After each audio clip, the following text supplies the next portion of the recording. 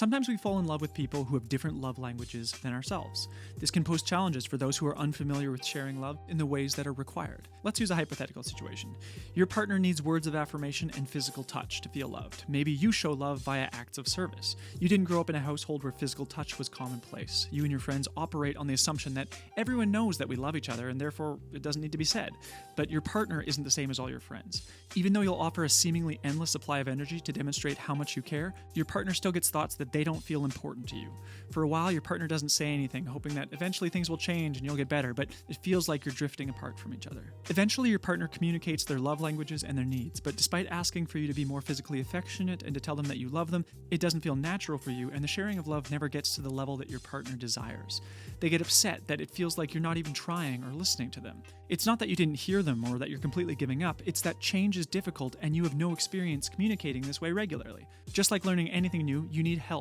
To have someone else on your side, encouraging you and validating the efforts that you make. In order to change your behavior to satisfy your partner's needs, we need both people to acknowledge that a change is necessary, and know that it's the responsibility of both people working together to get the desired result.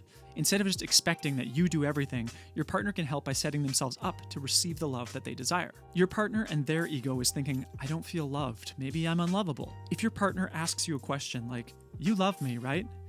It's an easy question for you to answer. Of course I love you. I love you so much. When you hear your partner ask this question, you know that it's coming from a place of them feeling unloved and that they're requiring some words of affirmation. If your partner learns to use this phrase or similar phrases, they learn a new technique to get their emotional needs met. The more times that you do this together, you learn how often your partner needs to hear these words, and it's easier to share these feelings organically because you learn that the relationship is more stable, exciting, romantic, and calm when your partner's needs are met. Sometimes it's hard for couples to realize how differently their brains function. If your partner is able to prompt you with questions to show them love, it's imperative that you do not respond with frustration. If they ask, you love me, right? And you say, yes, of course I love you. Basically saying, you should know this and stop asking.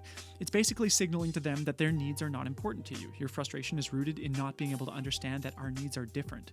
Patience is a trait of the emotionally mature, to be able to remember in the frustrating moments that we have different upbringings, perceive situations differently, and most importantly, we're always doing the best we can.